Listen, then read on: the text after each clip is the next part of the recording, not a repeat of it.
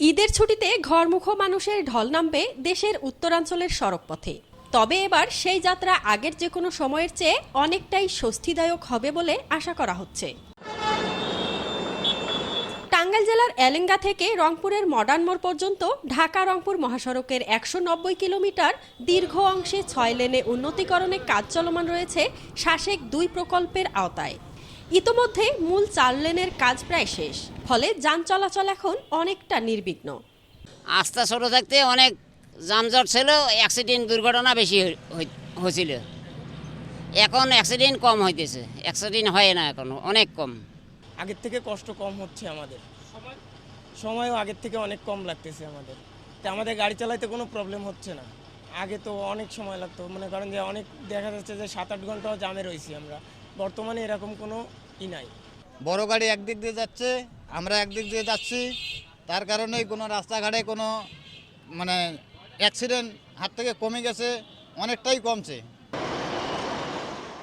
সড়ক পরিবহন ও সেতু মন্ত্রণালয়ের তথ্যমতে ৬ লেনের পুরো প্রকল্প ২০২৬ সালের মধ্যেই শেষ হবে। তবে এই ঈদে মানুষ ৪ লেনের সুবিধা পাচ্ছে বলে জানান এই কর্মকর্তা।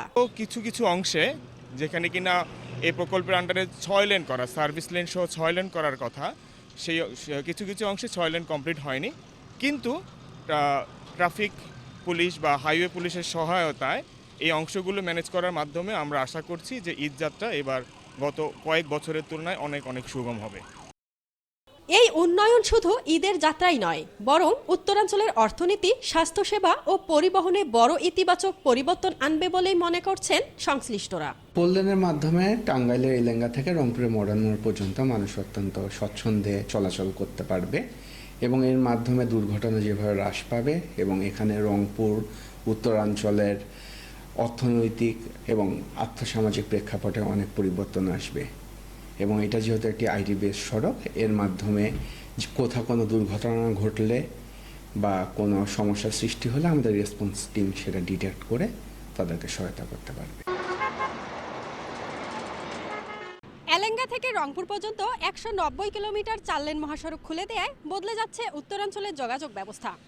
ধীরগতির যান চলাচলের জন্য পৃথক লেন চালুর প্রস্তুতি চলছে। এতে ঢাকা যাতায়াতে সময় বাঁচবে ১ থেকে ২ ঘন্টা। এখন উত্তরাঞ্চলের মানুষের একটাই প্রত্যাশা, উন্নয়নের ধারায় যুক্ত হোক পূর্ণাঙ্গ বাস্তবায়ন। মাজহাবিন মৌ, দেশ নিউজ বিডি 24।